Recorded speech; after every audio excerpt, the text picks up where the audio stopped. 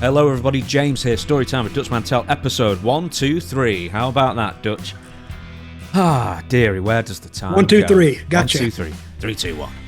Right, intro, I've written, and for some reason one of the words didn't print, but I remember what it was. It is Dirty Dutch Mantell with 2 L's at gmail.com. Why am I giving you that email? It is because that is where you can get your signed stuff from Dutch Mantell. I'm talking books, I'm talking diplomas, I'm talking hats as well. Email that email address and make your inquiries there if you want some signed merchandise from the Dirty Dutchman himself. The other email I'm going to give you is questionsfordutch@gmail.com. If you want to submit a question to the show for consideration for me to ask Dutch at Ask Dutch Anything, our weekly Tuesday show, then that's the email you do it to. And an awful lot of people did it in the 2 weeks in between the shows, because we obviously weren't around last week just because it was Christmas and New Year, and to be honest, we wanted the week off. And then... Hey, what did Santa bring you? Of different things, the Millennium Falcon Master Builders series for in Lego. And I don't care. I love Star Wars. I didn't get anything. They said, well, sit down, shut up. We probably saw your GoFundMe and thought, well, you got enough for this year. You've been a good boy. Well, till I start paying those bills. Yeah. Oh my God. Crazy. Ah, dearie me. Anything to be thankful for then? As well, I know that's Thanksgiving, but you always reflect at the end of 2024. Well, I was really looking forward to 2025. Well, not that much. But this, and I know we just discussed it, but that terrorist attack in New Orleans is kind of threw me for a loop, because I think we're going to see more of that. I hope not. I really hope not. But I think this FBI, they need to get off their ass, and they need to be doing their job. Mm-hmm. Because, we talked about it. I don't think they're doing the job, and I think the country's getting worse. So, before we get off the point, one more thing we want to announce. I posted it yesterday on the community board on YouTube, but Kurt Angle, your Olympic hero, Dutch. Yep. The Olympic gold medalist 1996 in freestyle wrestling, and of course WWE champion and TNA champion, and just champion of pro wrestling in general, one of the greatest of all time. Kurt Angle is going to be joining us next week for an in-depth chat. I've asked people for some TNA era questions as well, because obviously you and Kurt shared a few years together in TNA. Oh, we did. Some tumultuous years, it sounded like, off air as well. No, Kurt's a great guy. He really is. I guess if he's not mad at you, I'd hate for him to snatch me up or something. But good guy, good talker, laughs a lot, loves a good joke. And, if you can't be laughing around me, then something's wrong with you. But Kurt, I got along good with him. And he had a memorable TNA run and went in there with some things he had, and then when he left, he didn't have them anymore. But I think it worked out fine for everybody. But Kurt, there's some questions that I want to ask him. And if anybody's got any questions for him, send them to Dirty Dutch Mantell with 2 L's at gmail.com, and we'll get them to him and see if he'll answer them. Yeah, there's also the community board post on YouTube if you know how to use it. I think you've got to be signed in to reply, but I did a post. It's probably got like 1,000 likes by now. And, many, many questions there. If you want to add yours, go to the community post on the Storytime with Dutch Mantell YouTube How do you channel. get there? Just don't ask me. I mean, just go on the channel and you'll figure it out. There's tabs and stuff, I promise you. I think that's pretty much it, really, for the plugs. And let's move on to the news. Now, this is someone that I asked you off air, and you said, never met the guy, but you're aware of him at least. Sweet Daddy Siki, dead at 91. Mr. Irresistible, Sweet Daddy Siki, has died. I believe he was dealing with dementia the last few years. I think he was like hosting karaoke or something up in Toronto up until COVID, and then after COVID happened, he never went back. But he was dealing with health issues, general health issues, I think, over the past few years. And I'll tell you what, it's one thing where you hear a pro wrestler passing away in their 90s, which just doesn't really happen. How old was he? Yeah, 91. I thought he was 80. I thought he was 85. Okay. Apparently he guarded his birthday quite well, but his real age, he was 91. Yeah. And I don't think I may have met him, but I don't know. I may have dementia too. I don't know.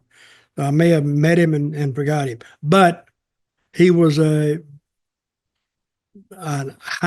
big name in professional wrestling back in the 60s, but spent most of his time up north, I think, and he didn't come south that much. You said he was in Memphis at one time in '85. Yeah, very briefly. He was in Memphis, so I don't know. He might have been ships in the night, or I'm trying to think because in '85, I know you're briefly in Florida. I'd have to look at your match records as well, but if you did share a locker room, it would have been very briefly. Yeah. So, but anyway, my condolences to the family, and he actually drew a lot of money. I think he spent a lot of time up in the Indianapolis and the Detroit area, and he drew a lot of money there, I heard. So his matches in Memphis would have been between late March and mid-April of Memphis. So he was there like 3 weeks. I'm gonna see if you were on the card for any of them. Let me have a look. You were. You at one point did share a locker room with him, so you would have met him very briefly. Okay, well, I was right. I said I can't remember meeting him. Of course, we didn't have a big shootout or anything, so nothing's going to make me remember that. But big star. Yep. Condolences to the family. Yeah, he wrestled the Sheik back in the day when the territory was still on fire, and I'm not talking literally, although maybe literally with the Sheik around, I guess. He was essentially the black version. How's my mustache look? You today? loved that mustache. You were talking about how wonderful it looked. Oh my God! Look how structured it is. I think I did a good job on that thing. Mm. You know what time I was trimming this thing this morning? 1 a.m. No kidding. 1:30. Yep, I woke up. I went to sleep yesterday watching those football games that I was highly disappointed in, by the way. Oh, he was playing. Well, they're going for the college the tournament as a playoff series, but they canceled one game because of the problems in New Orleans because they were at the Superdome, and that would have 70,000 people in it, so they didn't want to take that chance, so they canceled that one. That's going to be played. This is Thursday. I think it's going to be played on Thursday, which would be yesterday when this plays, right? Mm-hmm. Okay, well, so yes, yeah. So I don't know who's going to win that game, but anyway, that's why it got canceled, and I got all turned around. I got all discombobulated. Well, since we're talking about deaths, we're going to talk about one that you wanted to talk about, and it is the death of former president, one term, Jimmy Carter. Died at the age of 100. And for those who don't know, he has a fairly significant tie to professional wrestling. So what is that, Dutch? Well, his mother, Miss Lillian, I think was her name, she loved pro wrestling. And we used to wrestle in Columbus, like every Wednesday night. And then I think they would wrestle in Americus, which is like 30 miles from Columbus. But it was close to Plains, Georgia, where Jimmy Carter grew up. And I don't remember meeting her, but I do remember meeting Jimmy Carter in Americus because he came there before the matches started, and he had 2 or 3 cars around him and all Secret Service guys, and his mother was inside, and she went outside and talked to him, and she had 2 Secret Service guys with her too, and then she went back in and sat down, and I think he stepped in briefly, and I met him then, but I can't say for sure, but I'm thinking that I met him, but she was a huge fan of Mr. Wrestling number 2, Johnny Walker. And we have a picture, I don't know, there's a picture of Jimmy Carter with a headlock around Wrestling 2's neck. And the thing that I remember, and she was such a big fan that when Jimmy Carter got elected president, they invited him to the inaugural proceedings, yet he refused to go. And one reason he refused to go is because the Secret Service told him he couldn't wear a mask in the White House. And another thing was probably his vanity, because if he took his mask off, he didn't have any hair, and he looked old as hell without that mask on. And I don't think he wanted anybody to see that. But he had a chance to go, but yet turned it down. So that's Jimmy Carter's connection to pro wrestling. He was 100 years old, and I've seen some pictures of him. I don't want to be rude here, but he looked like he'd already passed on, because I don't think he was able to talk. And, if you get like that, hey, we all just need to leave.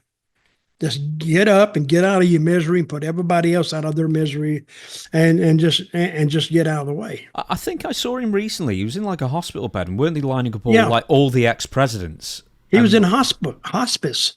Yeah. That's what he was in.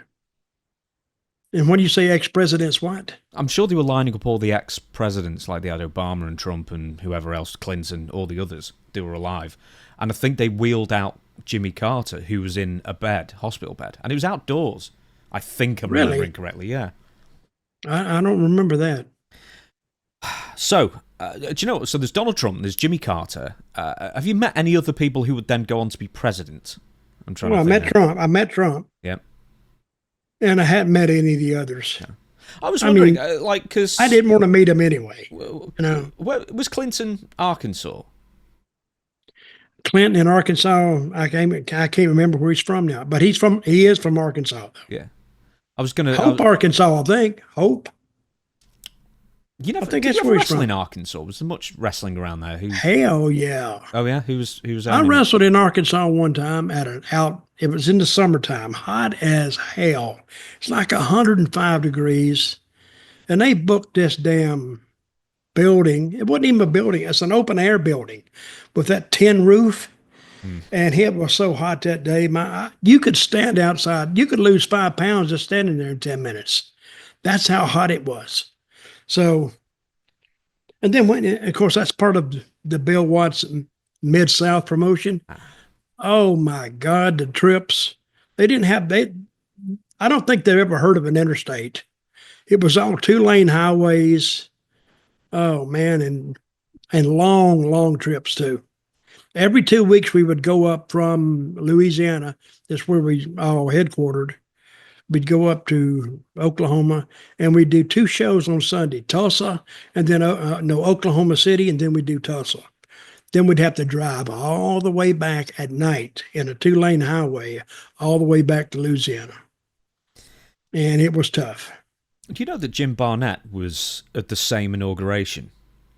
He was sat there like two. Yeah, I believe so. Yeah, like two rows back or whatever it was from the front. So he had good seats, I think. Yeah, Jim Barnett was very well politically connected.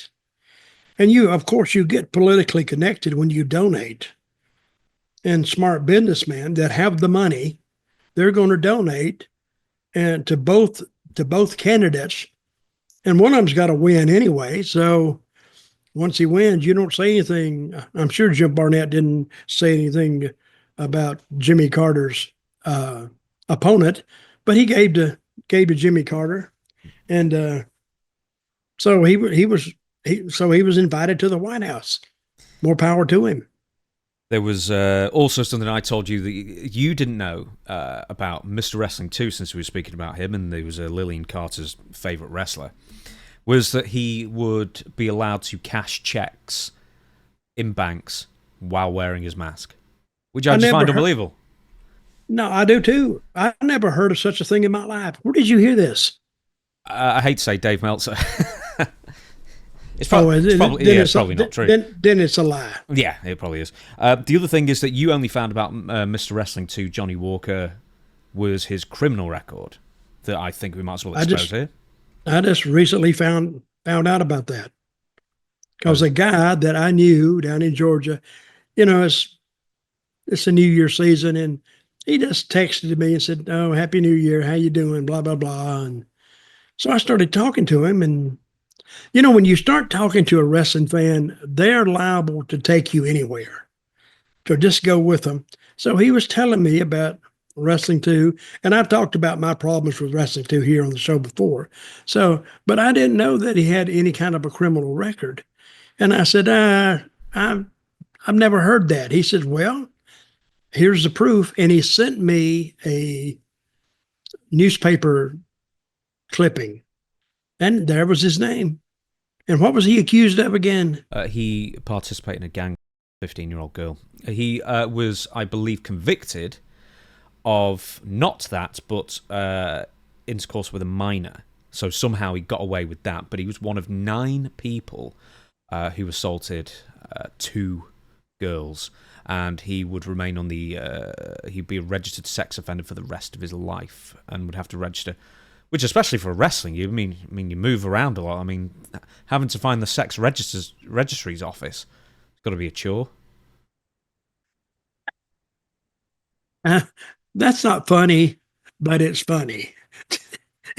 Can you imagine asking directions? Excuse me, sir. Yes, can I help you? Yeah, you know where the sex... While wearing the mask, of course. And also the bank. I need to cash this check. Could you tell me where the sex offender registrar's office is? Oh, yeah, it's right around the corner and make a left. Okay. Yeah. Now, hey, that is not funny. As we say, we're not making fun of the incident whatsoever there, because that's a terrible thing. And you said before, and it's like, I don't think the guy ever had any friends, so apparently he was just a turd all around, this Johnny Walker. Apart from Lily Carter, of course. No. I've had my run-ins with him anyway, but to me, he was always like a strange individual, to tell you the truth.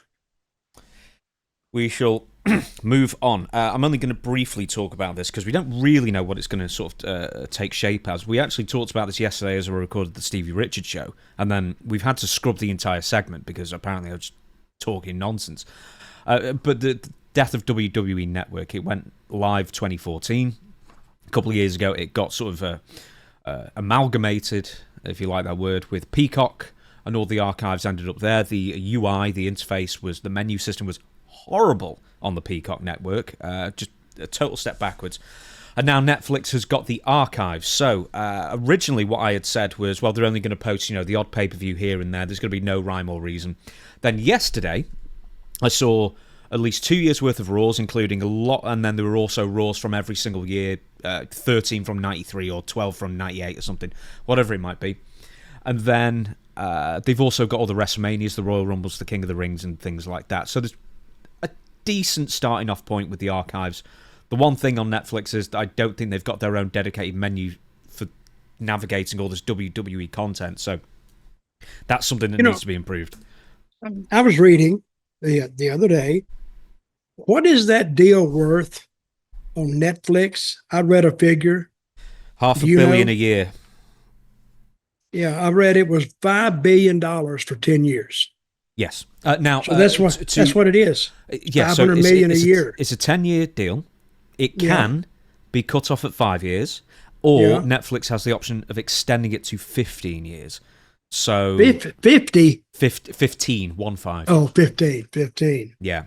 So, Monday night cable wrestling is dead. It's been going continuously since 1985 with WWF Primetime Wrestling, when it was Jesse Ventura and some other dude, I can't remember his name, and then it went to Gorilla Monsoon, and then the most famous version was Gorilla Monsoon and Bobby Heenan, and then they had a couple of crappy iterations for a couple of years, and then they scrapped it, and then it was replaced by WWF Raw. So yeah, that cable wrestling has been going on for just shy of 40 years on a Monday. And TBS started that, right? Not on a Monday evening, but I think TBS was the first cable channel. Yeah, well, that was the first cable. Yeah. That's when it started really, I think, getting much, much bigger than what it was just in the territorial days.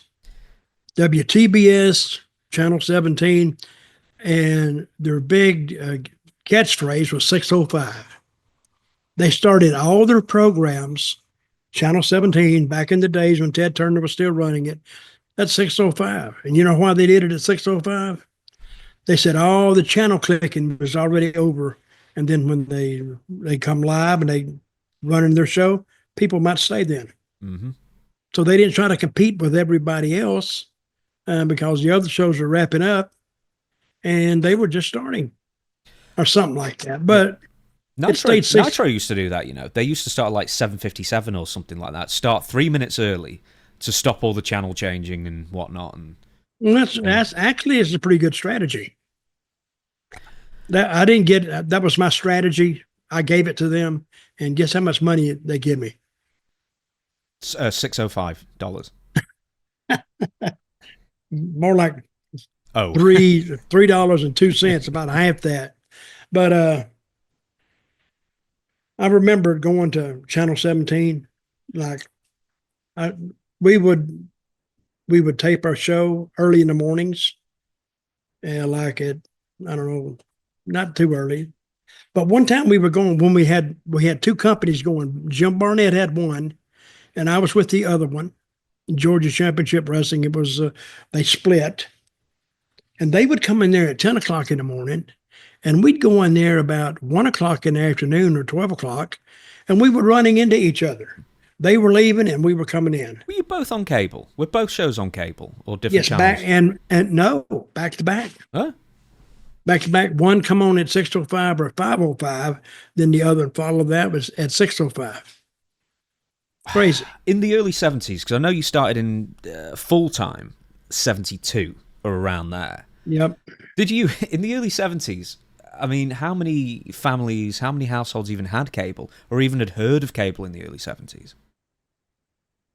Not many. But Ted Turner was he was a pioneer in that. And look what it turned into. Mm. So, but he said, but without wrestling, he said Channel 17 wouldn't have survived without wrestling, just locally. So that's where, I mean, he had a huge viewership just in the Atlanta area. Atlanta probably had then 2 or 3 million people. Of course, it went out about 60 or 70 miles. So he was probably doing 2 million. Well, I can't say it because I didn't know what that meant anyway. But he was probably doing 2 million views just locally. I want to correct myself very briefly there. I said WWF. Oh, no, I'm sorry, because... no, forget it. I was going to correct myself with something stupid. Really need to put that bottle down. Yeah. No, I'll tell you what I was going to say is that WWF... Before they were on Monday evenings, it would have been Joe Blanchard's territory, but I don't think so because San Antonio. Yeah, but he was on USA Network before Vince was, and Vince ended up buying the slot. But then All American Wrestling replaced that. So I don't know when All American was, but I think it was maybe mornings. I guess who knows? I don't know. Hey, Tully Blanchard and his father Joe, they had a good show, and I think if they had hit cable, I think it would have caught on. Because he had a good show. I worked out there for a while. Well, they did. I asked Tully about that, and he just said it was so expensive to run and have cable that they ended up just going in the red really quickly. And I think Joe ended up owing a lot of money, which is why they ended up selling the slot to Vince. Yep. But yeah, I believe it was a good show. I think your old pal Bushwhacker Luke booked for them briefly. Maybe. But that's the old saying. He said it was so expensive. It's how you make $1 million in the wrestling business. You start with 2 million, give you 2 months, and now you got $1 million. So that's you should get out. Right then, one more thing, because of all the changes that are going on, we're going to be talking changes with WWE. We're going to be talking changes with AEW later on in the show. But your heart must have sank when Smackdown was announced as going to 3 hours. Oh my God. Okay, we used to do 3 hours, but we coupled that with AEW an hour. Mm-hmm. So we do 2 hours of SmackDown. This is on my my other podcast at Sportskeeda. But we'd watch 2 hours of SmackDown, then we'd flip right over and we'd catch AEW for another hour. This is Rampage, which has just been cancelled. Yes. Yes. And I mean, that wears you out because, you don't know and this was the days you didn't even know what you were going to get on SmackDown. You didn't know what you were going to get on Rampage. So you sit there 3 hours and sometimes the ratings were pretty good. This is what I think happened. People would be watching the shows and they'd go to sleep and they'd forget to change the channel. So so they didn't have any viewers leaving, but people may be coming in. But I think that sometimes they had some good viewership, but now it's going to be 3 hours of the same show. But I'm kind of interested in seeing it because I think they're going to, at the money that Netflix is paying them, I think they're going to put out a hell of a product. So let's see if they kick it in the butt and go with it, because I'd be ready to see that. Well, that's remaining on USA Network, SmackDown. Oh, it is staying there. Yeah. So, but 3 hours though, right? Yes, it's going to be 3 hours. Yeah. So I've read maybe I read it wrong. I thought that SmackDown was going to No. Netflix. Raw is going to Netflix. But wait a minute. But SmackDown's only going to be there 3 months, right? No. So SmackDown was going to stay on Fox for a bit longer, but then they just let USA Network have it early, I guess. So okay, Friday night, SmackDown will be on where? USA Network. USA. In America. Now Raw, I got to go. Raw will be on Netflix. This is another thing that I bitch about. I can't keep up with the networks or finding them. I mean, my cable system, there's so many different tiers you can buy. So if you're going to get the same channels, kind of get a cheaper one. So my daughter, that's what she did. But hell, I can't find nothing on it. So, but I can see me tomorrow. They say, where were you doing the show? I said, I don't know. I couldn't find it. And then if they don't believe me, I said, well, come up here and see if you can find it then. Why don't you do that? But they're getting a pretty penny. So we'll see what they come up with. What's the perfect length for a television show, a wrestling television show for you? Actually, the perfect length, I think, is an hour and a half. Memphis was an hour and a half. So trying to stretch it they got the talent to do it. But trying to stretch it for 2 hours. Now, AEW, they just put out wrestling matches. And I tried to tell a guy one time, he could do everything. It looked good and everything, and he'd go out there and this is years and years ago. I said, yeah, man, you're doing it, but where's the interest? Where's the interest with the people? So, and I've said this 1,000 times, it's a story. It's the story, because if not, you're just watching a wrestling match, and you can watch a great wrestling match, but then the next week they come back, unless you've told something in that first match, you're watching a repeat or a continuation of the same match. Mm-hmm. If it didn't, and if your interest was waning on the first week and nothing happens, your interest is dead on the second week, unless you tell a story with it.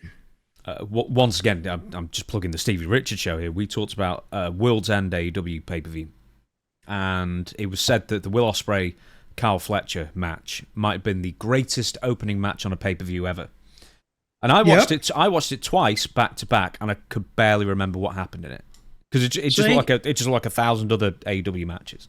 Yeah, just like twice in a row. By the way, I watched. But what purpose did the match have? It was a tournament match. So Will won, and then he went later on in the night to wrestle Okada, and Okada beat Will. And sober. It's done. Yeah, I guess so. Right, we're going to move on. This is your favourite. We've not mentioned your old pal, Nature Boy Ric Flair in a while, Dutch. I know. Oh, that bastard. What's he done? Oh, God. You know his infuriating tweets where he puts a capital letter on every single word. Yeah. I don't think he does that. I think he does. That's the worrying thing. I think he does. He must take it like with his little readers on. Just go, shift, capital R. You know, and like one finger stabbing at the words. Anyway, he wrote this a couple of weeks ago. I guarantee you he doesn't do it. I don't think he has the mental capacity to give his attention to something for 5 minutes. Do you think? I really don't. Do you think he dictates it to his dog? No, I think he got somebody that handles his social media. Well, someone who's awful speller, or with a punctuation. Anyway, I've laughed, cried, and thought, and I'm so disappointed in one person that has let me down, and I gave my life to.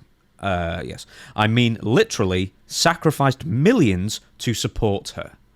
Merry Christmas to everyone. Thank you, Jimmy V. Doesn't matter that bit. Okay, so he's complaining that he's given literally millions, I'm presuming millions of dollars, to support a woman. And this is how he sort of kicked off pre-Christmas with this tweet. Well, who is this woman? Well, he didn't mention it. It could have been... my theory was Wendy Barlow, the woman who he married / didn't marry, and divorced / didn't divorce / separated recently. I don't get it. I don't read Rick anyway, because I think he's full of shit, and you can't believe Rick. If he's talking 60 or 70% out of his mouth, he's just making up, because you can't believe him. And so when he writes this, who's this supposed to? Is this intended for just one person? Well, apparently he posted it for everyone to gawk at and judge this one person who he then didn't bother naming. But can you imagine the irony of Ric Flair complaining that he sacrificed millions for somebody else with the amount of money that he's cost other people? Yeah. And then Kerry Silkin followed that up and said, well, how about giving him about 41 grand back? Yeah, here's the quote. Please pay me back the 41,000 you owe me for failing to appear at 4 signings. Sincerely, Kerry Silkin. And I talked to Kerry. Kerry started Ring of Honor. So I asked him after I heard about this, I said, why did you give him $41,000? He went, well, that's what he wanted. I said, yeah, but why would you give it to him? He says, I don't know. Because you know how he started out? Yeah, Kerry? You said he was like ticket touting, didn't you? Ticket seller. But not a ticket seller like he's going to sit in a box office and sell tickets. He was a scalper. Yeah. And he'd buy all those tickets up for a less price. And then all of a sudden, the day of the show, he's right there and wrapping up. We were trying to think of all the different ways, like with scams and stuff like that, and costing money and not turning up to signings or not fulfilling his obligations. Or one thing he did at conventions, if he saw there was heavy footfall, it'd go from $50 and he'd scratch out, oh, 70, oh, 80, oh, there's still people in line, oh, it's $100 for a signing or a photograph now. That kind of thing, where it's just all money grabbing all the time, and it's always a one-way street with Rick. I believe. Is that fair to say? It's a one-way street, loyalty and money and everything.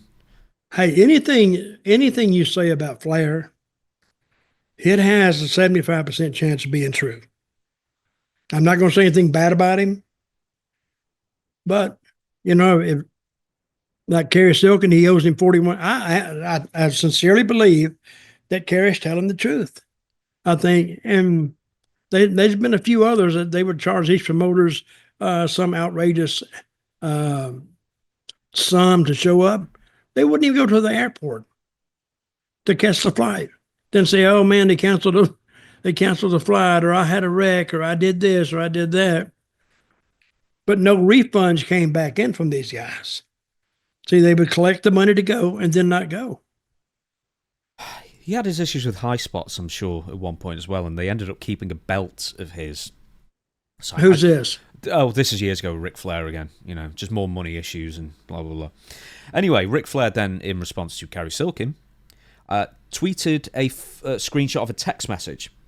I'll read you that in a second, but the tweet that Ric Flair said was, first person to comment after my post about whoever it was. Apparently not. I'm not the only one who has a problem with you, Kerry Silkin. And then the text message read, Hey Rick, I hope you bury the F out of Kerry Silkin. He is the biggest money mark of all time. He funded Ring of Honor when I ran it and effed me over. He is the worst human of all time. I hate this guy. He's a con artist. Now, I'm presuming that's from Rob Feinstein, who we're talking about sex offenders with Mr. Wrestling 2. He's the one who was caught on camera trying to meet up with a 14-year-old boy. Yep, that's him. Before I imagine that as a character witness, Dutch. No kidding. I was in Puerto Rico and he came down and he says, "Can I get an interview with you?" And I says, I said, "Yeah, I guess." This was when it was all new. And I did, I don't know, a couple of hours with him. But I didn't know that he was I heard later he's not a very well respected member of our profession. And then he was caught trying to, with that underage, was it underage girl? No, it was an underage boy. It was a plant. It was one of those, what do they call it? Something justice. I can't remember what they were called. Oh, I don't know. Where they entrap you, where they get you talking online, and then you turn around to the house and meet up, and it's actually a camera crew. So what's he doing now, Feinstein? Don't care. He's probably somehow still involved in wrestling some way or other. Anyway. But I just imagine that as like the guy, that's your character witness. Oh, yeah. Well, but we don't even know if it's Rob Feinstein anyway. That could have been was his name on the tweet? No, but that's my guess anyway. I'm presuming it's him. And if it's not, well, why not bury him a bit anyway? We're going to move on. CM Punk, Seth Rollins promo. You watched this morning? I did watch this. Thoroughly enjoyed it as well. What did you think of it all? I think one of the better interviews I've heard in several years. I think those guys work well together.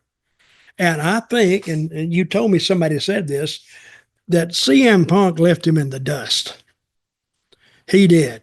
I mean, Seth went out there and hit every phrase he's ever used before CM Punk got out there, and he got the crowd up. They were waiting to see it. And I was waiting for Punk to come out there, and Punk come out there. And them going back and forth, I think CM Punk, though, he cut to the quick, as they say. And I think he brought blood first. And that made me want to see the match. So I want to see if they can put that intensity they had in that promo, if they can put that in their match, it'd be worth seeing. So I'm interested in the match now. There was the first thing that Seth told CM Punk is that you took your ball and went home. Yeah. And Punk just shot that down straight away, said that's a worn-out industry cliche cooked up by promoters to turn fans against the boys.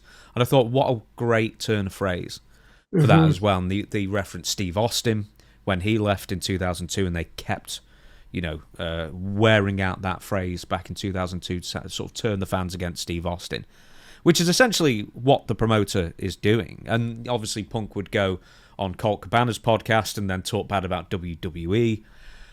But it really makes me, when you go back and you reflect on when a wrestler like a Punk or a Steve Austin or something like that leaves a big-time promotion like WWE, just how quick the promotion is there to label them a traitor or label them disloyal, or, they hate the fans, and they try and kill the wrestler as best they can.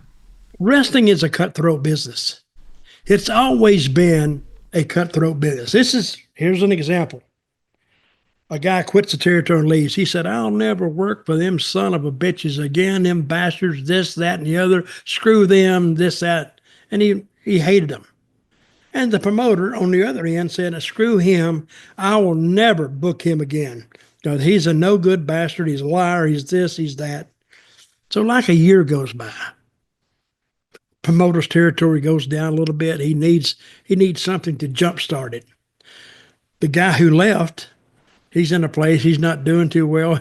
He's not making the money he made before. He said, "Yeah, I need to find me a place to go." Now, they're never going to talk. They hate each other when they left. So here's a call. Here's a wrestler calling that promoter. "Hey, Bill, Jim, what are you doing, man?"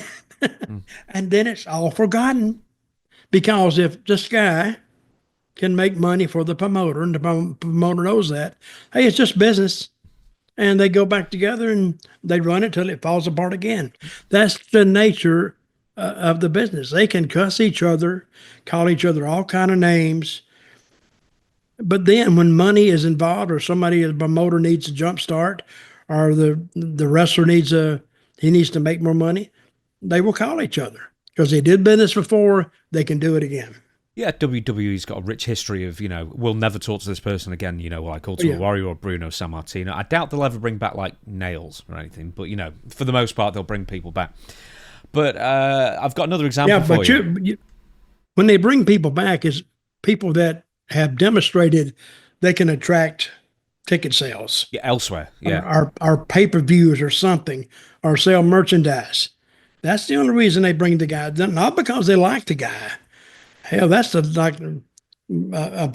somebody liking you in wrestling is like, hey, you come up with a knife in your hand, say, hey, buddy, how you doing? Right in the back. I'm doing okay. Yeah. It's a weird business. It is. I think it was a little before you got to Mid-South, but I remember seeing Bill Watts. I just did the unmitigated gall of Bill Watts to bitch and complain on air about how disloyal Junkyard Dog was for taking money and going to the WWF. And how dare he take a bigger paycheck? You know what I mean? Well, not only did he turn his back on Bill Watts, but worse, he turned his back on all the fans. But did he? No, really? But that's what he was saying. Yeah. Said he turned his back. Well, to make anything more, gripping, you got to make it on a personal level. So what happened to him was just between him and Junkyard Dog. But what he did, leaving, not only hurt Bill, but he hurt the fans too. He turned his back on them too. So he made it personal for the fans. But yeah, the fans are going to care if they cared, and they can understand that he wants to go somewhere else. He wants to make money. He's only got a certain amount of time. So I think talking like that was feeding Bill's character a little bit more than anybody else. He was trying to demonstrate that he's not the one wrong, Junkyard Dog is, but nobody bought it. So he was just talking. Elsewhere, Seth Rollins, CM Punk are discussing, or in fact, Seth Rollins basically says you went on your buddy's podcast. He means Colt Cabana, and then you, to tear WWE down. Then you took a big chunk of change to go to the competition. He means AEW. How'd that work out for you? Which is the quote. And then later on, CM Punk says, apart from the fact that he calls Seth that he's dressed like an idiot, he says that he hated the guy he worked for, the guy being Vince McMahon, but he loved Seth. So that's why Punk left and then Seth stayed, kind of thing. So he's referenced Colt Cabana, he's referenced AEW, he's referenced Vince McMahon, all without saying any of their names. What's your opinion on these almost like cross-promotion references? Because obviously, you've been in wars with Georgia, you've been on the roster when there's been a war with Georgia, you've been in Memphis versus the Poffos and Goulas and stuff like that. What's your opinion on referencing outside stuff like this? I think everybody kind of got it, or at least half the crowd got it. They know what he's talking about. And see, we deal with an insider product now more than we ever have. We come right out and say it's just the work because that's what they're thinking anyway. But yet, why does it sell out? You say, because not the wrestling, it sells out because of the story. That's why they sell out. So, but I think everybody got it. Everybody's in on it, which really has its advantages too. So, but I thought their interview, even with their inside references, everybody got it. But the feeling you got when they had that stare down is these guys really don't like each other. They sold that well. And I think if they'd have had any kind of physical contact, would have killed it deader than Kelsey's nuts. You ever heard that saying? Yes. Oh, Yeah. really? Yeah. I thought, who was Kelsey, by the way? I can't remember the answer, but I actually read the etymology behind it once, and I can't remember what it is. Google it yourself. Do you know the one thing I thought was missing, and it's something that they don't really do very often? I think AEW did this more than WWE in the past few years. Is the segment's missing one thing, and it's the interviewer in the middle. It's a Jim Ross or a Tony Schiavone or a Mean Gene or a Lance Russell.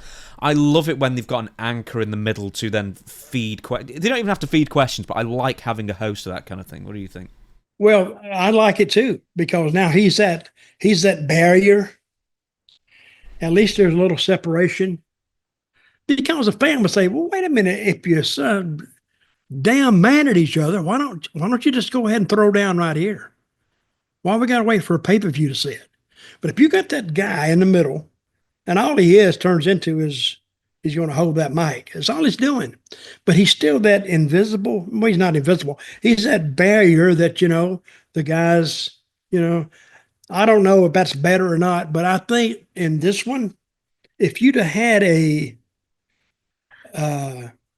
interviewer there, I think it would have worked on this one.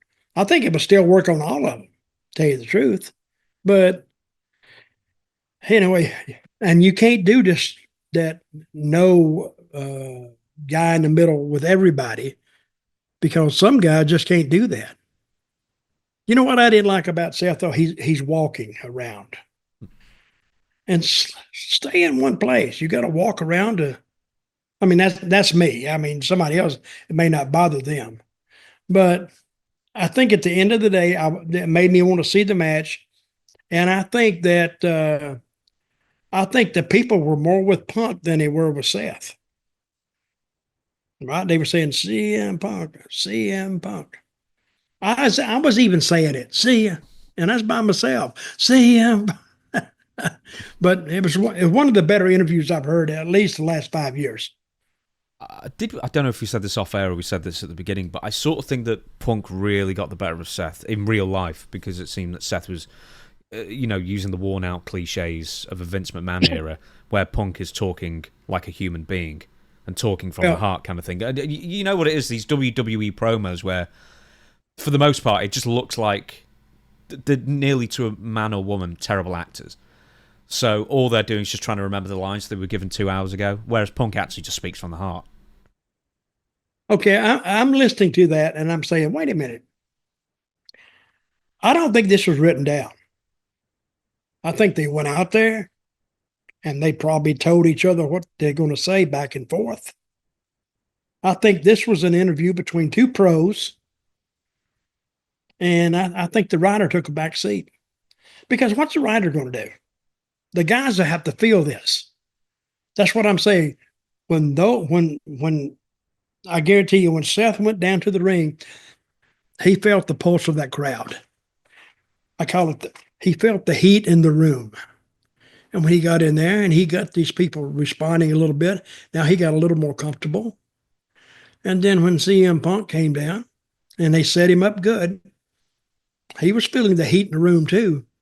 So now both of them are feeling it. The people are feeling it. People at home are feeling it.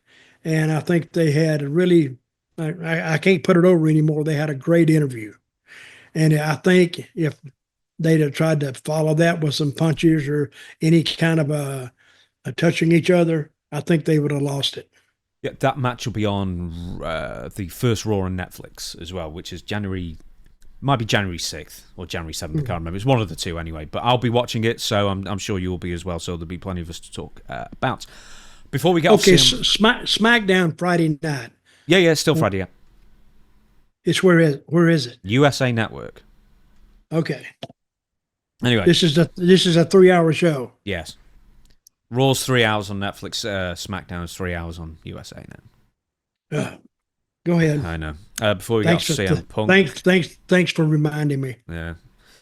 You need to get them to pay you more, sort of compensation, I guess. Hey, that's not a bad idea. Yeah, you're doing 50% more work, man. Think about it. All right. Before we get off CM Punk, he recently made a save on a house show, not wearing his usual clobber. So I thought we'd watch the video together. So bear with me 1 minute and I will sort the video out. Tell what the people who are on the audio only are seeing. Well, they're seeing CM Punk making a save, but he looks like he just come out of the shower. He's got a shower cap on and a towel wrapped around him. And, I'm thinking when I saw this, I said, well, I hope he's got something on underneath that towel. And everybody in that crowd is thinking the same thing. They wanted to drop off and let's see what kind of equipment he's carrying. But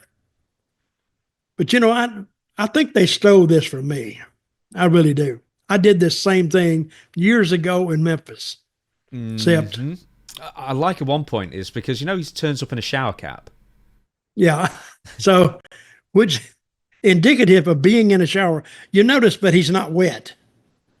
He's not wet at all, but he has a shower cap on. I think he's definitely wearing black trunks. You can see, just in case you were just leaning over just to have a look. So who was he going in there to save? Oh, I can't remember who he was saving. Oh, Damian Priest. There you go. So this is on the house show. This is after the match was over. So a bit of fun, that kind of thing. And it's funny you said that you think that they stole it off you because look at this. It's from Memphis. Oh, is this when I go? Yeah. So tell why the attacking referee. I thought, no, that's Jeff Jarrett, right? It is Jeff Jarrett. It's a teenage Jeff Jarrett. Jeff Jarrett was the referee, and they were mad at the time. Bill, we was telling the story. Bill and Buddy, Landell? Yeah, Buddy Landell. They were mad at the Jarretts. And, oh, there I am. There you are. But I didn't have a towel. No, you brought a towel to the ring. Look. Oh, I did. Yeah, there's a towel on. There's a towel on the ring. Let's play it again. So I thought you were wearing a towel, but you brought a towel to the ring. Where'd he go? Oh, it's laying there. Yeah. I say now. I'm going to tell you what, that's really being, I was going in there to save Jeff. Is your hair wet there? Did you go full method? No, I was actually in the shower. I got in the shower, then I got out. Because I'm that, hey, if I'm going to do this, I want it to feel like I've really been in there. And so... Is my hair wet? I'm trying to see. Look at that butthole. Do you always shower in your trunks? Yeah, your hair is wet. Yeah. Well, no, I didn't shower in my trunks. I just had to throw them on. And see, I carried him out of the ring. Now look at there. Now that's like pretty Richard damn Gere. Good. See? Taking him out. I didn't carry him long, did I? Oh, I'm still carrying him. Oh. There you go. Do you think genuinely at any point, do you think this is a reference to you somehow? No, not really. But they probably, see, since this wasn't recorded and it wasn't on air, it's just for the house show, right? Mm-hmm. It's for the live event. No. I mean, it's common knowledge that, if you go in the back and you're not going to sit there and watch the rest of the matches. They think you're going to take a shower. So if you're taking a shower, then you run out there, it must be some serious stuff. So, but we ended up with that little angle we did in Memphis doing very, very well with that. And we ended up with Dundee and Lawler in a loser leave town match. And what made it so good was because I was looking for a partner that day, and Lawler he'd lost to loser leave town. And he was gone. He couldn't come back. So I go in on Buddy and Bill, and then I'm looking for a partner. So I call Lawler up on live TV. And Lance Russell, he's not with us anymore. Great announcer. But I asked Jerry to come and be my partner Monday night at the Mid-South Coliseum. We sold out. 11,000 people showed up. Because to me, Memphis was probably the ultimate wrestling town. You would see bullshit there, but you see some hellacious matches. And one thing about the fans, they were wrapped up in it. I mean, if you went out there and they had any inkling at all that you didn't like this guy or you needed to get even with this guy, I mean, they were really a fun crowd to work in front of. And but when we showed up there, when Lawler said, "You can sue me, you can do anything," you got to make sense. You lose or leave town, you got to be gone. But since I called him up, hey, and he said, "No, I'll be there. I don't give a damn if they sue me or not." So now he's covered that. He don't give a crap. So we go out there and we end up doing the big match of this whole angle and how we wrapped it up. We did a falls do not count, and we ended up going 26 falls in like an hour and 20 minutes. So, and I remember but when we went out there, I said, "How many falls are we going to go?" And Lawler says, and I still remember this, he says, "I don't know till we get tired." What a finish. Till we get tired. Hell, we might not get tired. So we did eight falls. And I said, "Laura, how are we doing this?" He said, "I'll just keep it going. People having a good time. Hell, I'm enjoying it." So we just kept it going. And there was no set cutoff time for it. We just felt it while we were out there. Got to 19 falls, 20 falls, then 25, 20. I said, "Okay, we got to go now." I was thinking it. And we did a finish.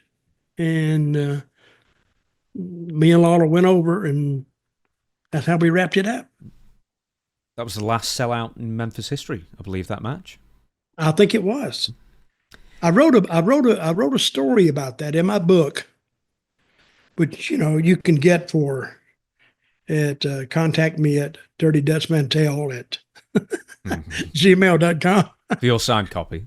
But I did call it the last sellout in Memphis because I think it was the last sellout in Memphis. We'd have to ask Dave Meltzer to qualify. If you bring his name up one more time, I swear to God, I'm going to throw up. Well, it will come up one more time. We're going to go to AEW for a bit, though. AEW Dynamite new theme. Pointer Sisters, I'm so excited. Now, this is a complete 180 from the absolute heavy metal. I do like that. I do like that because it gives the show... it gives the show an upbeat before it starts. I like the song anyway. And if he's willing to pay for it, they're willing to sell it to him. So, and I didn't know they changed it. I didn't know they changed the theme music for it, but I'm all for it. I really like that. And that's a positive spin for AEW. Way to go, Tony. Do you know? I'll send you the bill later. I'm so glad you said that because I first saw it and I was like, what? Because I read it before I saw it and I was like, that's ridiculous. And every single person in whatever social media I was reading was like, oh, this is rubbish. This is we need heavy metal. Do you know what I'm sick of? Is nondescript heavy metal shit. No crap. That crap really. Anybody, I hate all of WWE's music now. I just hate it. Because they missed that Jim Johnson, I think. And who's doing their music now? Oh, for years it used to be CFOs after Jim Johnson, and then now it's just an outfit that I don't know anymore. Well, Triple H, I'm gonna give you a little hint. Whatever you're paying these people to do your music, if you feel something hit you in the back when you go out the door, that's your change because they've overcharged you. Because their music is, I guess if you play it enough, but like Stone Cold, his music, when it hits, you know exactly what's going to happen. The Undertaker's music, dong, you know exactly, and that's when the lights go down, the people stand up. Actually, Taker's entrance was half his match. And, Stone Cold could have made it half of his match if he wanted to. But it's a different setup because here you got the Taker with the hat on coming down there and rest in peace and all this. He had a vibe about it. And I will say that's probably Vince McMahon's greatest creation. I was thinking they could have done Slow Hand.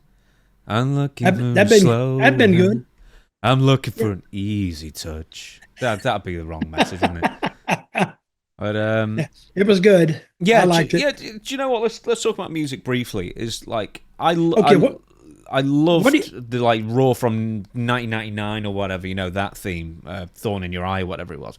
But they just progressively got worse. I think there's a Papa Roach song at some point, and then they're just all so nondescript in so many years.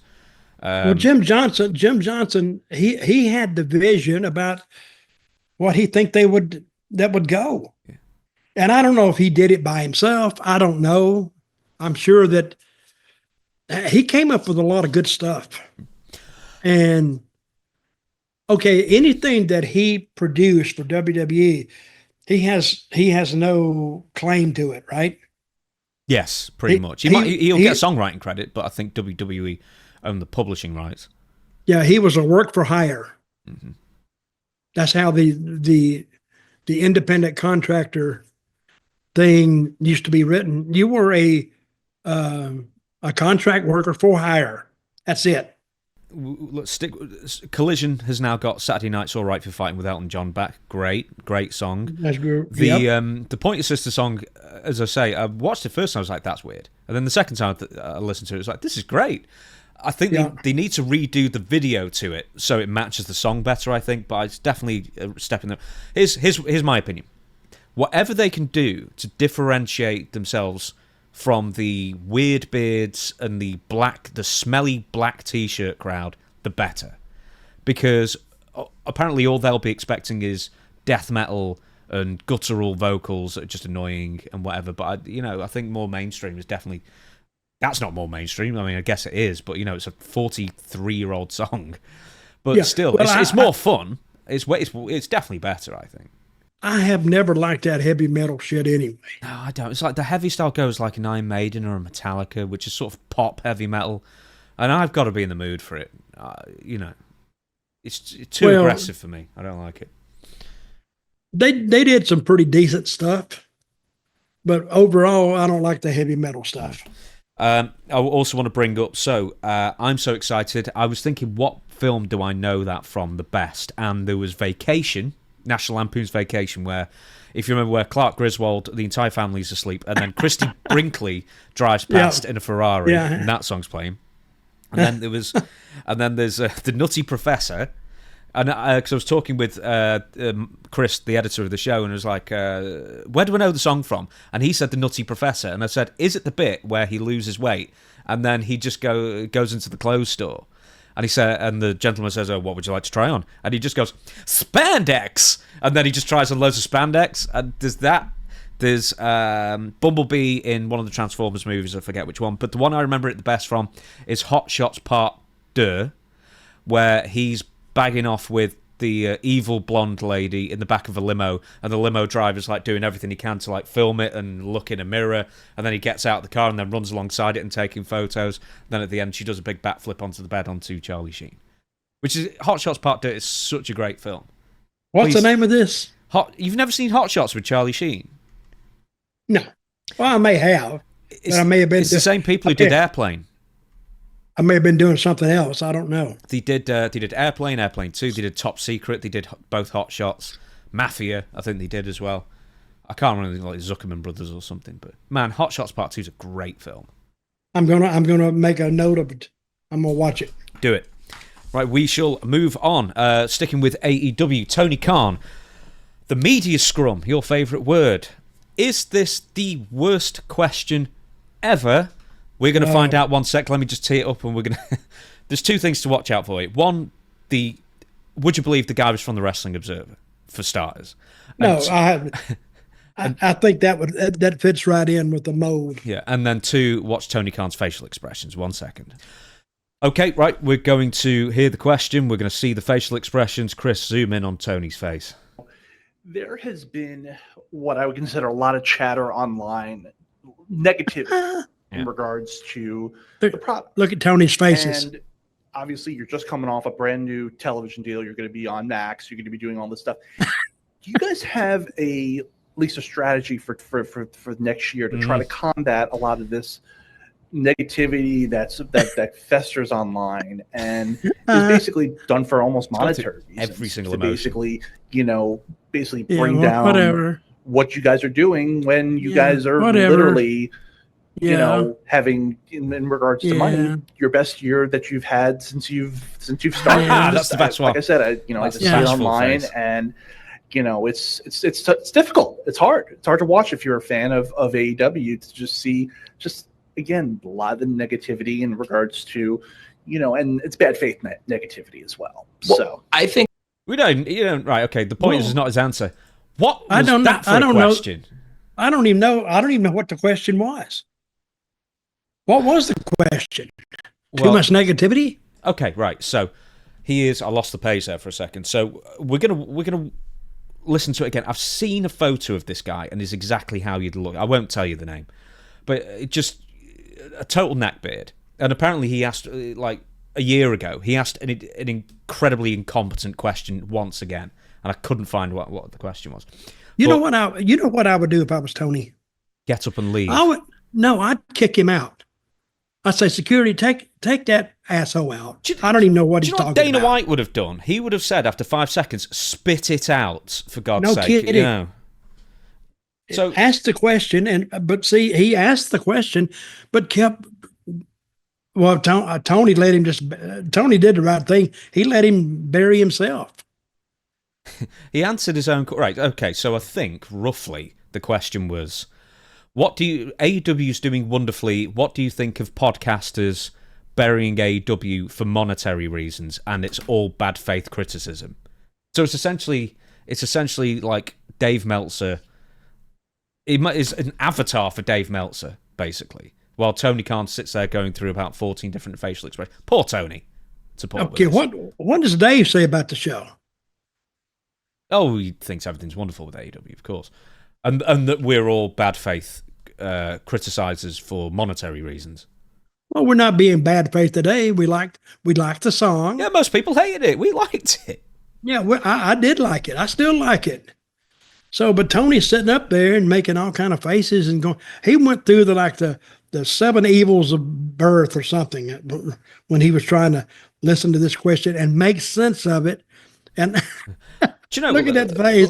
Right, let's try and describe every single facial expression for the audio listeners. So we've got sort of for the carry-on fans, a Kenneth Williams sort of nostril kind of thing. Ooh, a nice that's smile. That's a good, he's like happy. He's seen a puppy. He's seen a puppy that he likes. Yeah, like what the quizzical? I don't know that. What are you talking considering about? As he's happy. Yeah. Oh, okay. Right now, let's go through this one. Sad. Listening intently. Intense, deep. I don't know what he's drinking, but he needs some rum in there. Yeah, damn. Mm-hmm. I wish this was what would be good. If I would told Tony, I would set a guy out there and have him ask the question like that. Tony just get up and walk over there and slap the dog shit out of the guy. I think people would pop on that one. And then, because anything can happen, you got to watch the scrum because you don't know what's going to happen. What's the point of a scrum? What is the point of a scrum, Dutch? All you're doing is just saying, do you remember all that fake shit we were watching 4 hours ago? Here's the curtain pull back. Enjoy it. Let's really ruin what's remaining magic in pro wrestling by having a scrum. WWE do the same thing. This isn't an AEW. This is an all-over knock on press scrums because they never answer any questions that they want to, and also they both create their own echo chambers. They only invite, for the most part, people who are full-on marks for their own company and will ask the easy questions. WWE a little less so, but then if you ask the wrong question too many times, you won't be invited back. But AEW are totally, if you are not fully invested AEW, Dave Meltzer level suck asses for the company, then you will never be invited. Okay, how many of these scrums has WWE had? They only seem to do them after the major pay-per-views, whereas AEW seem to do them after every pay-per-view, or most of them. I think they have more. Well, I think they do more harm than good. Get them out of there. Yeah. But if I was Tony, I'd have somebody ask the question, get up in there and then slap him and say, get him out, throw him out. And don't tell nobody else. And just see what kind of coverage you get out of that. You'd probably get more coverage out of that than you would the show. I just don't understand why someone would embarrass themselves so much by going, actually, I think that... I'm doing the English version here. Actually, I think that AEW is wonderful and everyone is bad faith criticism and, we're all doing it for... what? It's like, how can you simp for a billionaire that hard? It's like he's not going to give you a job. But the faces. The faces. Excellent. We need to go in on those faces and just blow them up and push it out and bring the next one. He went through about 10 different facial expressions. Yeah, he went through like the 5 stages of grief. He went through the 7 stages of the 9 circles of hell. Oh yeah. That's what he did. Yeah. Once again, I actually enjoyed his faces more than I was trying to figure out the question. So, and now I was looking forward to an answer. We didn't really get an answer, did we? Oh God, no! No, I cut it off before the answer was there. All right, we'll move on. Right, Adam Copeland, formerly Edge, he's now officially changed his name in AEW to Cope. I don't like it already. Cope. Put an S in front of it, could be scope. I wonder could they get the S to mean anything? Scope. Simon Cope. Yeah. Just give him a completely different forename for no reason. Sullivan Cope. What the hell? Dr. Sullivan Cope. We'll come up with something if we keep throwing it around. Oh dear. Right. Okay. Cope. He's gone from Adam Copeland, the rated R superstar Adam Copeland, to the rated R superstar Cope, Mr. Cope. I don't get it. I don't think it. Okay, let me ask you this: why do you think he wanted that changed? That's a good question. My suggestion is that everyone in the back calls him Cope as a nickname, so we thought, well, maybe I should just be Cope forever, and no one like Cher. Once Cope sounds like Coke a lot. He could be at a party and somebody say, Cope, oh, where? And they all running, looking, trying to get that powder. So. Maybe it's that Wrestling Observer guy. I mean, he seemed to be coping pretty hard. Maybe that's just, maybe just cope harder. Was that the only question that stood out during that scrum? I guess so. I mean, for the most part, they're worthless. Unless something really bad happens, like CM Punk sits there for 25 minutes and buries the entire company and, a fight breaks out. Continue. Okay, then. So, Edge. Used to be Edge. He hated the name Edge because it was one syllable, because it was hard for the fans to chant. And now he's gone from Adam Copeland to Cope, which is also one syllable. I don't get it. Hey, I'm missing a lot of this stuff. But anyway, let's see what they do with it. That's why we watch it. Do you remember when Vince McMahon, for whatever reason, decided that people couldn't have first names? So at the time, there was like Claudio Castagnoli was Antonio Cesaro. Then he just became Cesaro. Right. I mean, for no reason. Yeah. Well, exactly. Why? What's the reason for just shortening it to a few letters? Here was another. Say a guy was coming in, and he'd be in his hometown. He automatically, even though they were going to push him, they would have him lose in his hometown. Always. And I guess Vince had a reason for that. But, you in front of your hometown, your friends and everybody, and you got to go out there and you just got to get the hell beat out of you. And then you go to the next show, and then they put you over. They don't put you over in your hometown. That was a long standing rule in WWF and WWE too. And in Toronto, the loser of the match, Cope. Sorry, Cope. You're not gonna make the cut tonight, pal. I don't know. I was just thinking. I just said Claudio Castagnoli because I'd written it down, and I thought, why don't we shorten it to Claude? Ooh la la! There's a character change for you. What was his name? Cesaro was his last name, or yeah. He originally was Antonio Cesaro, and now he's going by his actual name. I think it's his actual name, Claudio Castagnoli. Well, maybe we should just call him Cast. Yeah. I mean, it's Let's have it as simple. nondescript as possible. Simple. Go simple. Ah, dear. This is one of the kind of things that I think Tony Khan needs to step in with the Pointer Sisters and say, listen, Adam Copeland, if you're going to change your name, make it something better, not worse. You've already got a fairly boring name as it is. And then they bust out into the song. I'm so excited. And then Tony starts dancing with them. And you end the show like that. That's a hell of a way to end the show, God's isn't it? sake, we should be booking that place, I tell you. All right, next one. Dustin Rhodes and Jeff Jarrett have both re-signed with AEW. Both have stated they want to finish out their in-ring careers with AEW. I presume that Tony Khan, with the increased rights fee, I think he's getting like a check for $3.5 million a week now, so he might as well break out the purse strings, or open the purse. He must be paying him incredibly handsomely to stick around. Now, we've got a video, we're not going to watch it, but it's very briefly, Jeff Jarrett said he wasn't just here to, capture a belt again, not a trios title or a tag title. He was here for the AEW World title. What do you think? That's quite a statement from Jeff, considering how badly Adam Page beat him up not too long ago. Well, they got to do something with Jeff. They hadn't done anything really with him since the whole time he's been there. They pushed him a little bit when his wife came in, Karen. But there's still some money with that guy, I think. So, what would you do with Jeff? I mean, he's in his late 50s. I mean, would you make him world champion? Could you build him to that point? Again, I would come up with a story for him. I don't know what the story what I would have right now.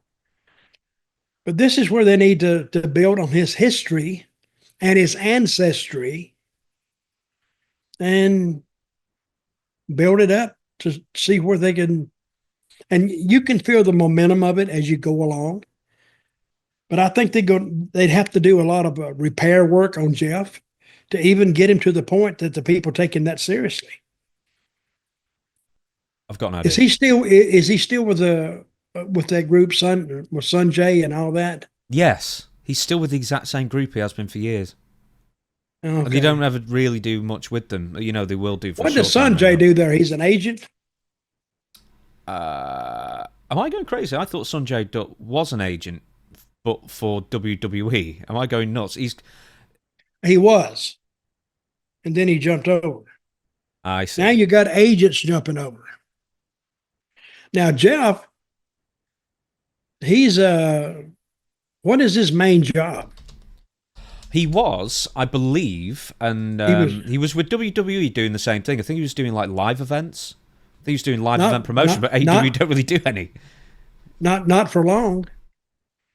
He didn't do live events for WWE for long. No, then he moved to AEW, I guess, for roughly the same thing, and then they just don't do any live events, or very few. Well, they're doing more now. I've read it looked like they had a whole month of live events booked. So I don't know how many he's going to handle, but I suspect that Jeff wouldn't have been a good fit to return to WWE, but I honestly thought that Dustin Rhodes, Dustin Runnels would have done, because they did really good business when Cody and Dustin had their, brief feud there, their bloodletting match and everything like that. It was very well received. And I always sort of assumed that Dustin would finish out his career in WWE. Are you surprised that he hasn't? I am a little bit. Because I do think there's a little bit of a run there between him and Cody still. Because is the story told or not? Cody went there, remember, to tell the rest of the story. And when he won the championship, is that the rest of the story? And Dustin could come in, and I think they could, if they thought about that, because both of them are known since they made this big run off Dusty's name anyway. I think Dustin would fit right in. So all you got to do is just sit down and say, guys, we need to figure out something between Cody. They could do a deal, if he's going to lose that title back to The Rock or something, then, they could get Dustin involved in that, make him the reason that he loses. So the belt reverts over to Rock, which is where they want it. But in the meantime, he leaves Cody with a story with his brother And how long they signed contracts for? What do they sign guys for? Still 3 years? Yeah, I guess it's 3 years. I think some of the contracts were up to 5 years at one point as well, but it's going to be a 3-year minimum, I would suggest. Just because you asked before, Jeff Jarrett's currently AEW's Director of Business Development. So not specifically with house shows and AEW. What's that mean? I don't know. Gets a nice name tag and he might even get an office somewhere. That is. So. There you go. 2 more things and then we're going to shut down the show. Bandido. So you remember a few weeks ago, Bandido was injured for 2 years. Yeah, he was coming back, and they do this little vignette on him, and it kind of made you want to watch him coming back. Well, boy, did he come back. Came back, yeah. Boy, did he come back. So we're going to watch. What happened? Well, we're going to watch it together 1 second. Okay, let's watch this. So here we go. This is a Ring of Honor show at Hammerstein. Bandido turns up, does an excellent looking kick there, and then he does a top rope drop kick and immediately gives himself a concussion. Oh my God. That's it. That was it. How long is that? What, from the first strike to... hang on. Okay, there's cheering at 4 seconds. So from him turning up into the arena and landing on the floor, 19 seconds. Yep, 19 seconds. Let's watch that one more time. What a reintroduction. Here he goes. There he is, ladies and gentlemen, up the top. Bam. Oh, he's in Never Never Land. He don't know where he is right now. I mean, I hope he's not hurt. But when you get knocked out in that ring, you're liable to do anything because you don't know what you're doing. Yeah, I'm just looking. He actually did on the old Bad Apple there. So who'd he run in on? Who was that? Chris Jericho, Learning Tree, Big Cass. I was going Big Bill now. Oh, yeah, Big Bill. I got it. There you go. Okay. So that was basically it. It went from yay to I just okay, slowed down to crawl. So he just come off an injury. He goes in and he's injured again. 19 seconds of performing. That includes him. That includes from the time his music played to the time his head boinked off the canvas. Why do you think that happens? Do you think people just get too amped up and don't protect themselves, that kind of thing? Well, he never turned. He did just a straight out drop kick. I was trying to learn the drop kick one time. Of course, that's not my style. But I finally learned to do it. And they said, you got to go up and you got to do the kick and turn where you land on your tummy a little bit, your stomach and your hands. Well, he kicked him and went straight down and hit his head. That's what happened. Where's this Bandido from? Mexico? I guess so, yeah. Well, he is not the prototype, a prototypical Mexican wrestler because, they're actually fairly fluid moving. But he goes in there and he, like a 2-week wrestling student can do that drop kick. So, but he hit his head and out he went. And so how long was he on the shelf this time? Oh, God knows. He suffered a concussion, so it could be any time. I mean, it could be a couple of weeks, it could be months, I don't know. So there you go. Worst re-debut possibly ever there. And best wishes, hope. But yeah, I think he had like a surgery. I'm going to blow the... 19 seconds. Yeah, I'm going to blow the information here, but I think he got injured and then the surgery didn't work out right, so he was just on the shelf for just way longer than he should have done. And what was the surgery for? Oh, don't ask me. It might have been a triceps or something. Don't ask me. I'm going to get it wrong. So just, if I'd had more time to research, I would.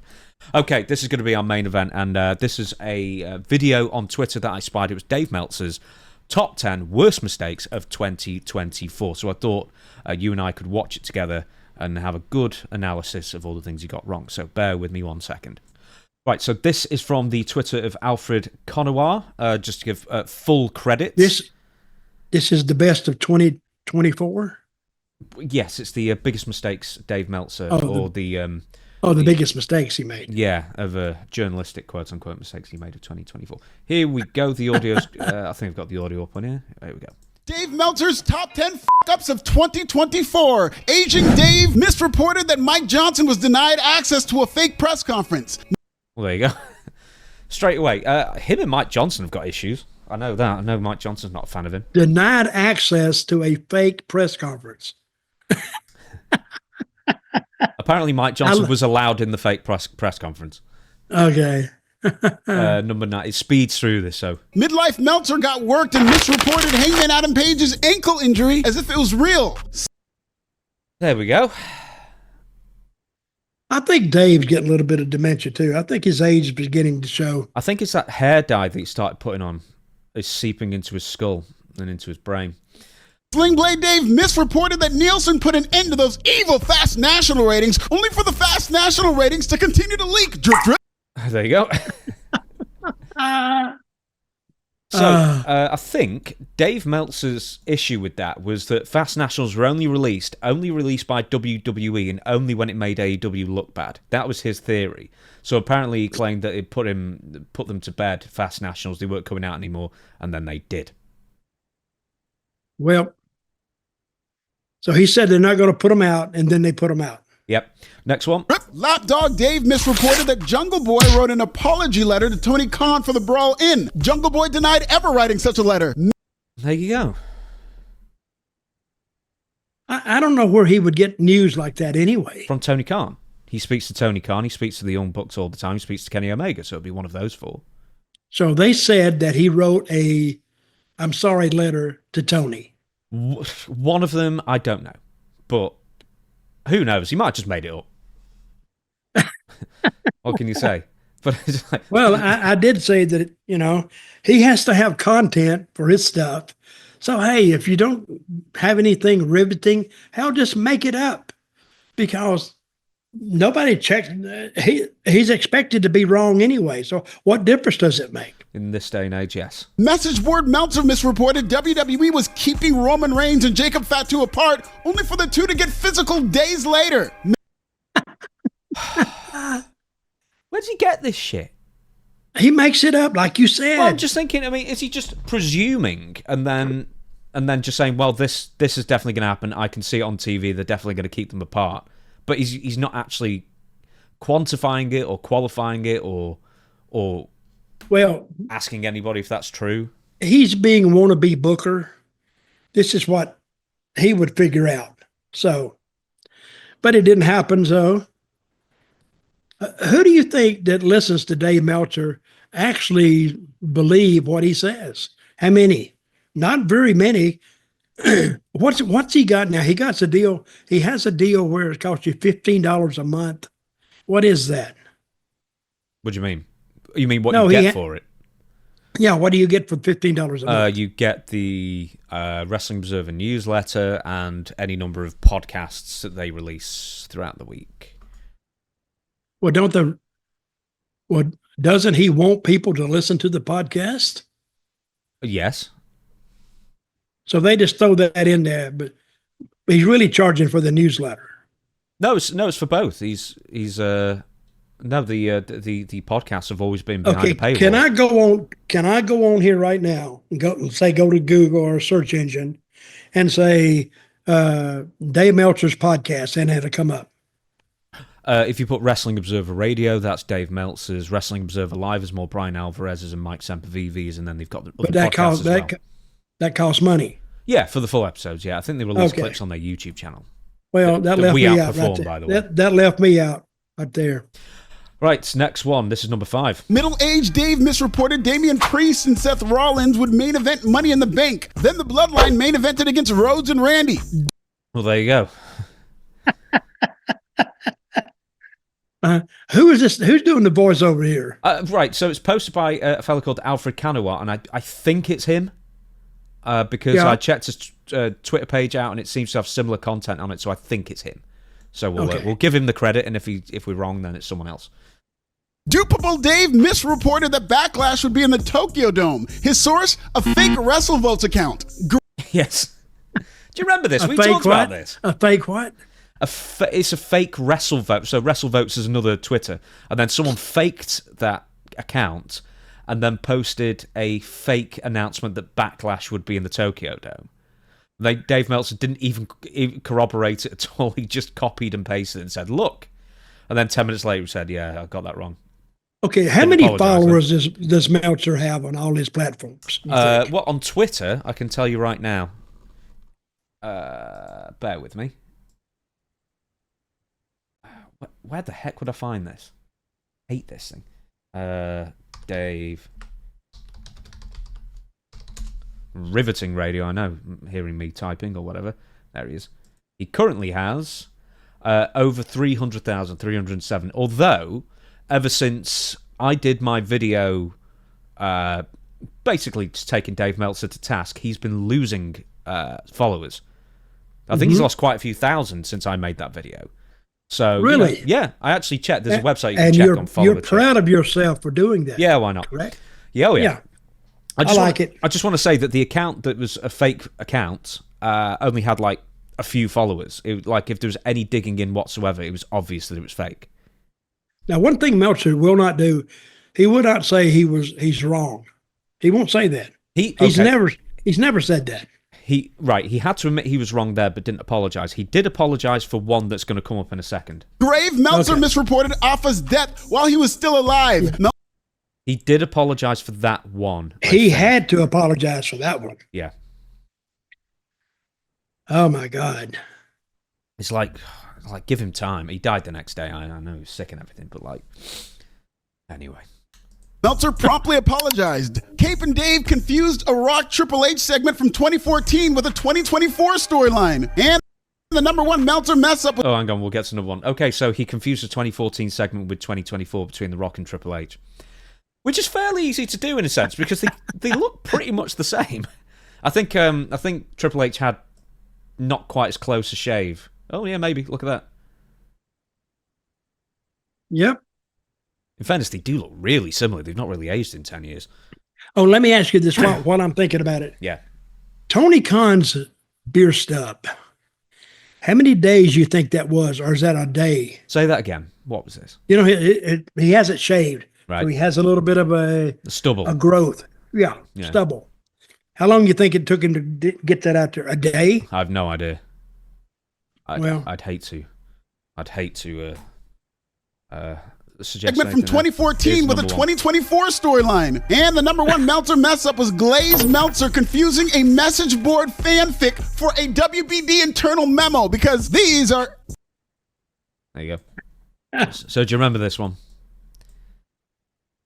I don't remember that one. Okay, so someone on a Fightful Discord, which is just like another message board kind of thing. Yeah. But you've got to be like a member, I guess, or sign up to it. I've never used Discord. Anyway, someone posted an Excel spreadsheet with different numbers for AEW expenses and, gains and losses and this kind of thing. Mm-hmm. Not only was it completely fake, but it also had the word guess on it with a question mark, guess? So if it's real, internal accounting is not going to have the word guess on it. So what he did, Dave Meltzer, was then post it as complete fact on the Wrestling Observer's own message boards, and then did a in-depth analysis on it.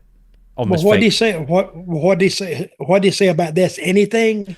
No, I think he deleted that forum post and then never referenced it again because he's an idiot who can't admit he's wrong. I believe it's some sort of Asperger's he's got going on. I'm gonna tell you what, he better be glad that there's so many wrestling fans in the world that will pay him money for his drivel, and he's continuing it. And he probably started what has he got the Observer? That's what he does. Yep. Yeah, and he's had that for years. But years ago, he was not held in the highest esteem anyway. A lot of guys wouldn't even talk to him. But now, guys calling him. But anyway, he recognized the need for a service, and he felt, I'm going to put him over a little bit. He felt that need, and he's still going on it. So he hadn't had a job. The 8-1 knows a multimillionaire off it, I'll guarantee you that. That list missed one off that I realised off the top of my head, is that he said on Observer Radio, or wherever he said it, I don't know, that The Rock would not be appearing at WrestleMania, this upcoming WrestleMania, this year now, because he's got whatever. I don't know what he's got. movie commitments or something. And then The Rock promptly tweeted, "That's a load of bullshit. You've just made that up." To which Dave Meltzer on Observer Radio was like, "Well, boy, The Rock's told me something different," and then, didn't apologise and didn't say where he got that information, apart from the fact he just made it up. Or that the WWE fed him false information, which has allegedly also happened just to amuse themselves. So hey, we need to change the name of this podcast to "I Hate Meltzer." Might as well. I think we get less clicks then. I hate that bastard. No, it's just expected now. Right, we're going to shut down the show and we're going to record the Ask Dutch Anything episode. Can we bring one thing up? Yes. About our friend Tammy? Okay. What's it say there? I sent you this. I read it. I quoted it verbatim. I think she had a hearing trying to get her conviction overturned, and the judge says not no, but hell no. She got 17 years, I think, last year, plus 8 years probation, and the judge, he wouldn't move on it. So she's going to be in whatever jail she's in, or women's prison she's in, till probably 12 years from now. What'd that be? 2037? Yeah, I think Florida's got a weird, different to most parole kind of things. You've got to serve out 85% of your sentence before you can be eligible for parole. So it's not like a lot of other states or here where you get a 10-year sentence, you can be out in 4. I think with Florida, when you get 20 years, you're going to serve most of that. Well, that's almost like a federal sentence too. If you get a federal sentence for drugs or anything, I think you do serve about 85% of it before they'll let you out. So, but I think that they need. I have no sympathy for Tammy whatsoever. She's been given chance after chance after chance after chance. Then she had to kill somebody, and now and I'm glad they're keeping her. I mean, she's not glad, I'm sure, but maybe by keeping her, she won't get out and kill somebody else. Oh, damn. I'm on PW Insider. It's got too many adverts. Right. This is from PW Insider. The District Court of Appeal in the state of Florida, 5th District, ruled to uphold the conviction of WWE Hall of Famer Tammy "Sunny" Sytch in regard to a November 2023 sentencing to prison for 1 count of DUI causing death. DUI, manslaughter, felony in the 3rd degree.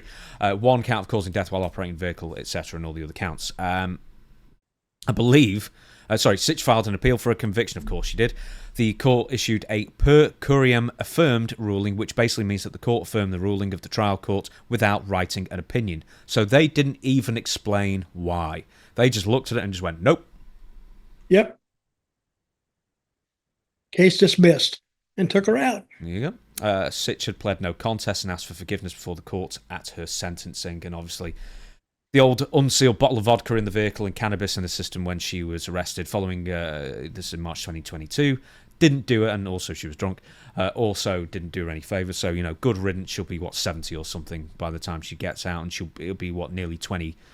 It'll be 2040 or so before she's probably considered for parole, maybe a little before then. 2040, yeah. Really? Yeah. Damn. It's a long time. So, but Tammy, I'm talking to you, Tammy. I'm sure you're not listening to this. You had chance after chance after chance after chance, and you screwed them all up. So now it's payback time. So you have a lot of time on your hands. I hope you're doing something with it. Eating is what she seems to be doing. She turned up as fat as a warthog in court. Now, if she hears this, she's going to hear you say that. You're going to hurt her. Run after me? Oh, what if she's in a car? You don't want her running after you. Yeah. She may find you. Yeah, well, in fairness. You're right. Okay. When are we having Kurt now? Right, so we're going to have Kurt Angle next Friday. All plans are for that to happen. We're going to be recording on Monday, so we're not doing any news, and then the week after we'll do 2 weeks worth of news. And then, of course, we've got Ask Dutch Anything, which are broadcasts, which is released. Some say the episodes escape every single Tuesday. And if you want to send in a question for Ask Dutch Anything, you use the email questionsfordutch@gmail.com. We hope to see you on Tuesday for Ask Dutch Anything, episode 63 or thereabouts. I forget what the numbers are. Until then, Dutch, we the people. We're the people. See you then.